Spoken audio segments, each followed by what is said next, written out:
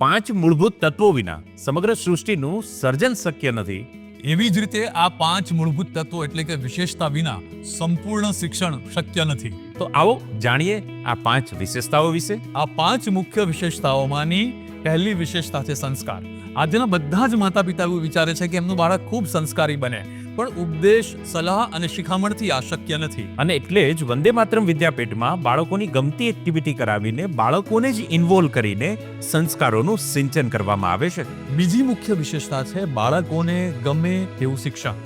પણ ગોખણપટ્ટીથી અપાયેલા શિક્ષણમાં બાળકોને તો મજા પણ નથી આવતી અને એનું રિઝલ્ટ પણ ક્યાં સુધરે છે. પરંતુ વંદે માતરમ વિદ્યાપીઠમાં એડમિશન લીધા પછી બાળકોનું રિઝલ્ટ ખૂબ વધી રહ્યું છે, કારણ કે અહીંયા ડિજિટલી પ્રેક્ટિકલ મોડલથી બાળકોને ગમે ને એવી રીતે એક્ટિવિટીના માધ્યમથી અભ્યાસ કરાવવામાં આવી રહ્યો છે, જ્યાં જીએસઈબી અને સીબીએસઈમાં વિદ્યાર્થીઓ અભ્યાસ કરી રહ્યા છે. સ્પોર્ટ્સમાં ખૂબ સારી ઓપોર્ચ્યુનિટીઓ મળી રહી હોવા છતાં, બાળકમાં ખૂબ ટેલેન્ટ હોવા છતાં ક્યાંક એવું તો નથી ને કે ભણવાના લીધે બાળક સ્પોર્ટ્સમાં કોમ્પ્રોમાઇઝ કરતું હોય. અને એટલા માટે જ વંદે માતરમ વિદ્યાપીઠમાં પાયાથી જ એવી તૈયારી કરવામાં આવી રહી છે કે બાળક સ્પોર્ટમાં મજબૂત બને.